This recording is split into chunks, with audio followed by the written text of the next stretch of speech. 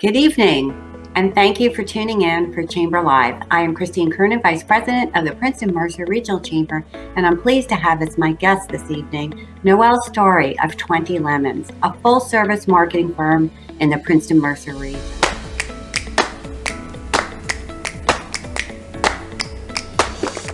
Welcome, Noelle.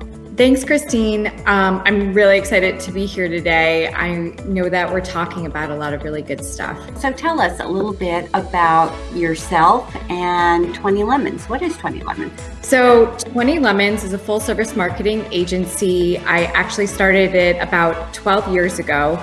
A little bit of my background, I came from the hospitality industry, and I was involved with working on loyalty programs and branding campaigns. And when I decided to go out on my own, I loved all of the type of energy and business building and community building that happened. So I started 20 Lemons. And sometimes people ask us, where did you come up with the name? And the truth is, it comes from a Martha Stewart recipe for a pitcher of lemonade. It takes 20 lemons to make a pitcher of lemonade.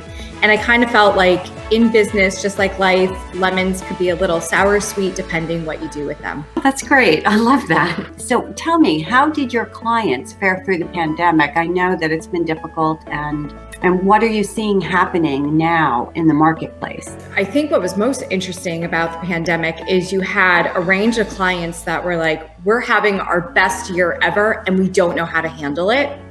And they were very overwhelmed and stressed. And then on the other side, you had businesses shutting down because of the pandemic, and they were overwhelmed and stressed. And so it didn't matter which end you were working with, it seemed like they had their own operational challenges.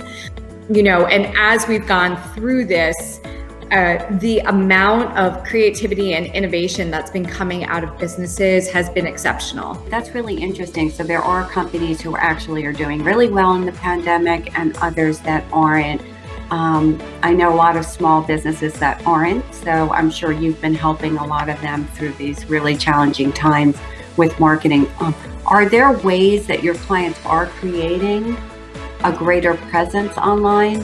Some of the things that we've seen is people in the hospitality industry, it's gone light years ahead of time at this point. So different types of tech side things that we've seen, or digital components, is everyone has moved away from, or most people have moved away from paper menus. They've moved to basically saying, hey, how can I put my menus on walls or on A-frames, or how can I use QR codes, or how can I, everyone's at it on DoorDash, Grubhub, all the basics. Some of the things that I haven't seen that I'm kind of surprised by, but I think we will see in the next reiteration, is kind of that add back of loyalty programs. So in a digital world, the two things that we've been talking about with our clients is, if you're doing emails, make sure that they're personal. Something that we're seeing, something that we're doing even right here, right now, is make your business have a face.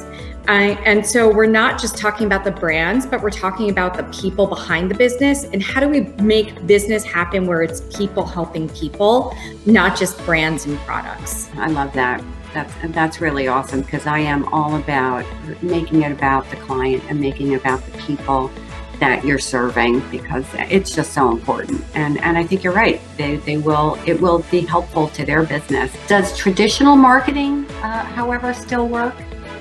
Absolutely. So, I think as we were going into the pandemic, we were seeing a lot more marketing occurring in trade shows or on site or in networking, and people were stepping away from direct mail campaigns. One of the things that we've brought back is direct mail, because people are home. People may not even remember who is the business that's down the street from me. And so getting something into a local person's hand that says, want to come out and try a new cup of coffee or our world's famous croissants, you may not remember that a restaurant is right around the corner. In fact, this is one of the things that we hear from restaurateurs all the time, is that they tend to actually get most of their traffic as individuals that come in from out of town.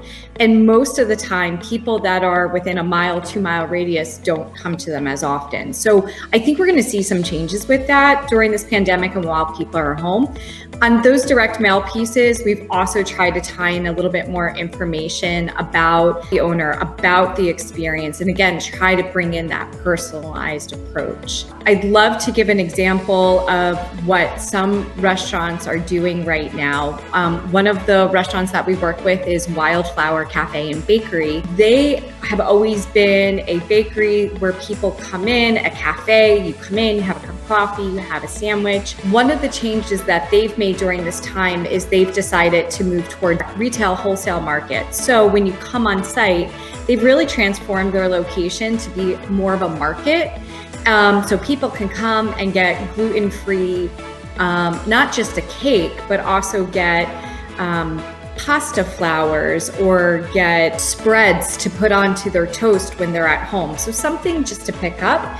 But then they're also going after bigger venues such as, Whole Foods to say, would you like to buy frozen entrees? They're asking their customers, tell us where you want to see us. And then they're going to those wholesalers and saying, this is what our customers are telling us. Would you support us? Oh, wow, that's fabulous. And I love Wildflowers, one of my favorite cafes and a member of the chamber. So you are a very busy person, Noelle. Not only do you have a marketing agency, but you also have a co-working space that you run. Mm-hmm. What do you see as the future of co-working? So co-working is one of the industries that was hit really hard during the pandemic. Of course, it kind of works a little bit like a gym membership. People come in, they rotate desks, they don't always have a dedicated spot. With people going home, a lot of that got put on hold. But as people are looking possibly not to go back to traditional offices or go back to the city 5 days a week, they'll be looking for local community options for where they could work out of, whether it's 1 day a week or 2 day a week. So I think it's still going to allow for people to have some community building, and I think it's going to allow for people to work together. But we're probably a few months out from seeing that really take off. Yeah, now that's interesting, because I would imagine there are a lot of people that are working from home. They have their children at home, or they just want to be out of the house in order to, create a space for themselves, which is a little bit more focused, allows them to focus. I know working remotely sometimes can be a huge challenge. So yeah, I do hope that does pick up. Great option for people who really need to get out of the house for a little bit. So in addition to your marketing company and your co-working space, I understand you wrote a book during the pandemic. Tell us a little bit about Main Street Moxie and why are you releasing it now? Yeah, I even have a picture of it. I'll just give you a 2-second whirl. I think when the pandemic happened, it was stressful. Like I don't know of any business owner that I spoke to that was not stressed and trying to figure out things on a day-to-day basis.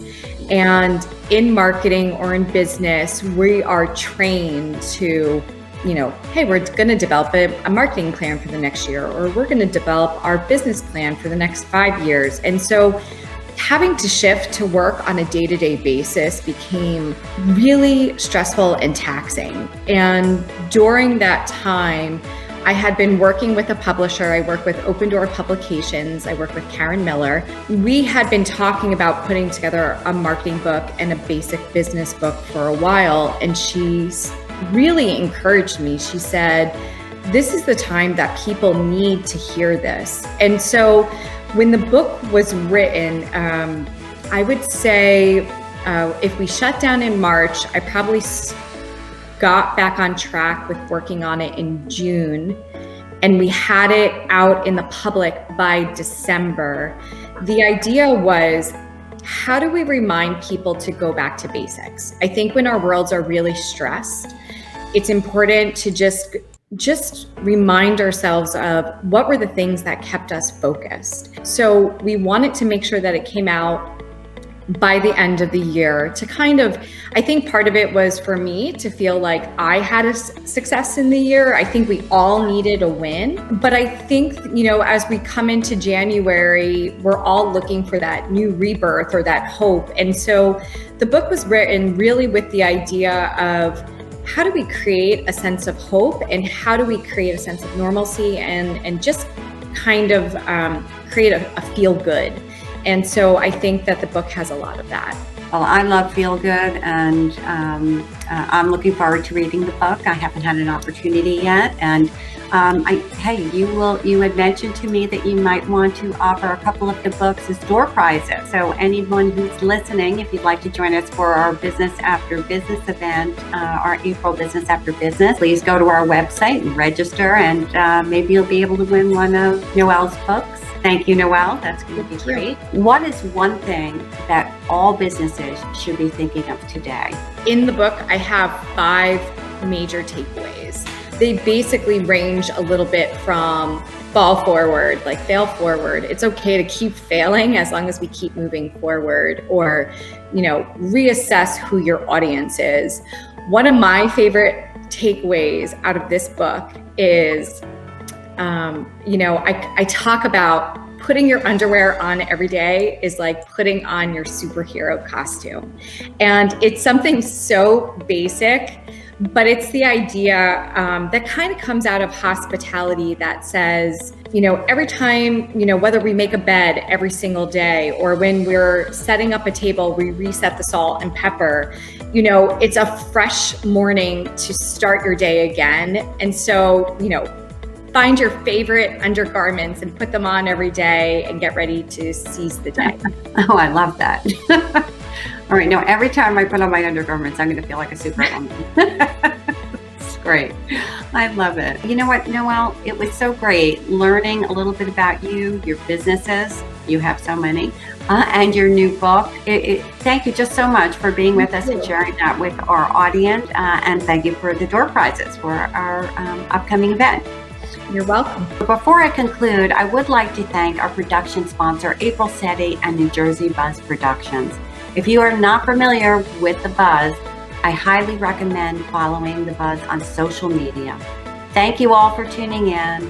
I do hope you join us again Tuesday, April 27th at 7 p.m. for our next Chamber Live broadcast. Be safe, stay well, and have a great evening.